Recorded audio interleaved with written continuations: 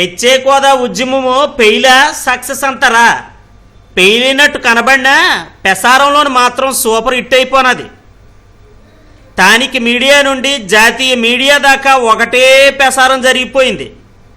ఉద్యమం చేపట్టిన జగనో సక్సెస్ అయిపోండం, ఆపాలని చూసిన చంద్రన్న సేన ఈ విజయం సాధించేసింది. సోషల్ వెబ్సైట్లోని చల్లగా ఈ ఉద్యమాన్ని రగిలిస్తే జనసేనాని పవన్ కళ్యాణ్ చెయ్యాల్సిందేనని సై అనేసినాడు. దీంతో జన సైన్యం రోడ్ల మీదకి వచ్చి రచ్చరచ్చ చేసినది. ఇంకో పక్క జగన్ బ్యాచ్, మరో పక్క వామపక్షాలు, అందరిది ఒకటే గొంతుక, పెచ్చే కోదా ఇచ్చి తీరాలని.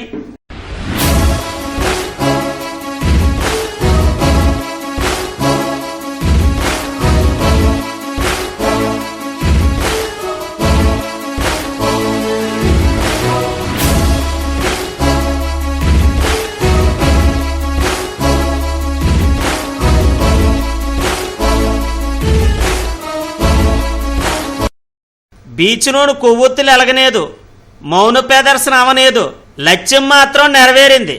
జగన్ని తిరిగి హైదరాబాదుకు పంపిదాకా ఏడు సల్లారనేదు.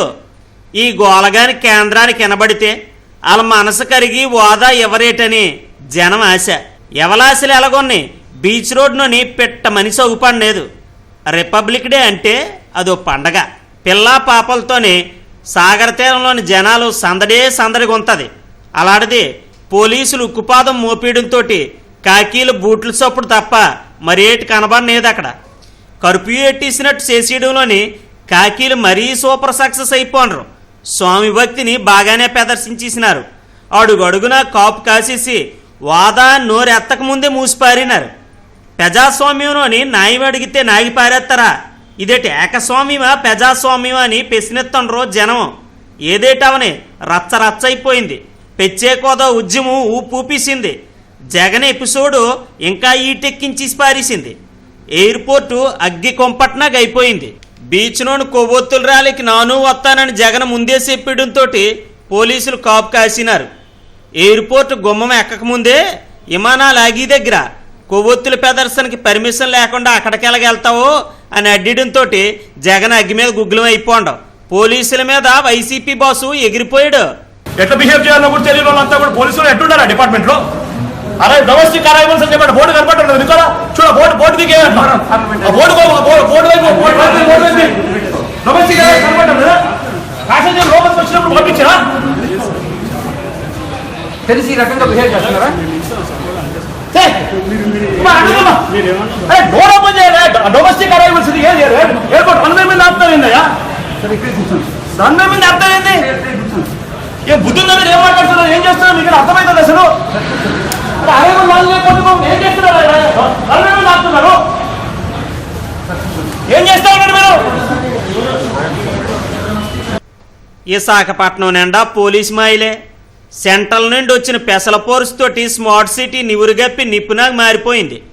పెసలటేట సత్తారా అని జనం అడుగుతుంటే రోడ్డు మీదకి వస్తే సౌండ్ లేకుండా రౌండ్ పడిపోద్దని కాకీలు పెసల పోలీసులు మంచి బందోబస్తు ఒకటి ఏర్పాటు చేసినారు. రోడ్డు ఎక్కకుండానే ఉద్యమకారులను అరెస్ట్ చేసేసి యాన్లలోని జీపుల్లోని తోసిపారినారు. జగదాంబ సెంటర్లో కుర్రలు నిరసన చేద్దామని వచ్చారో లేదో పోలీసులు ఎంటలు పెట్టి తగిలినారు వాళ్ళని. మరో పక్క నాయకులు బిల్డింగ్లు ఎక్కిసి గందరగోళం చేసినారు. ఇంకో పక్క లేడీస్ అడ్డంగా రోడ్డు మీద పడుకుంటూ పవర్ చూపించినారు. పోలీసులు జల్లెడి పట్టినారు. విశాఖ పోలీసు వలయం అయిపోయింది. అయితే ఉద్యమాన్ని ఎంతగా అనిసీయాలా? వాదా కోసమని గొంతెత్తితే ప్రభుత్వానికి ఏటి నష్టమో? ఎన్నికల్లో హామీ ఇచ్చింది ఇవ్వమని అడిగి తప్పేటి? జనం ఉప్పిల్లాగొత్తే రాష్ట్రం తగలబడిపోద్దని భయమా? ఏదావని ప్రజల ఆశ మీద నీళ్లు జల్లెత్తే అదేటి న్యాయం? ప్రజలు కోరుకున్న దానికి రాజకీయాలు చూసుకుని తెలగవుద్ది అని కామన్ మ్యాన్ అంతండవు. పెచ్చే కోదాని గొంతెత్తిన ప్రతిసారి నొక్కెత్తే కేంద్రం వాళ్ళకి మనం సులకనైపోమా? ఈ రోజుతో ఉద్యమం ఆగిపోద్దేటి? ఇంకా ఎగిసిపడిపోద్ది. మేమంతా ఏకమైతే బాబేట్ చేస్తాడు, ఆ మోదీ సాబేట్ చేస్తాడు. పెట్టుబడులను ఆకర్షించి కుర్రోళ్ళకి ఏదో ఉపాధి ఇద్దామని ప్రయత్నిస్తుంటే నిరసనలతో అడ్డుకుంటారా అని టీడీపీ నేతలు ఎదురుదాడికి దిగుతుండ్రు. అదే నిజమైతే మరి రాష్ట్రం అంతా ఈ నిర్బంధం ఎందుకని జగన్ పార్టీ ప్రశ్నిస్తుంది. నిజంగా ఈ ప్రత్యేక హోదా ఉద్యమాన్ని ప్రజలందరూ కూడా ఆహ్వానించి ఉద్యమ బాట చేసి ఈరోజు అన్ని పార్టీలు వామపక్షాలు ముఖ్యంగా వైఎస్ఆర్ కాంగ్రెస్ పార్టీ శాంతియుతంగా కొవ్వొత్తుల ర్యాలీని చేస్తాము అన్నానంటే ఎందుకండి చంద్రబాబు నాయుడు గారు మీకు భయం? ఉద్యమాన్ని అనిసీసామని సంకల గుద్దీసుకుంటున్న టీడీపీకి కాలమే సమాధానం చెప్తుంది. 8 అండ్ సి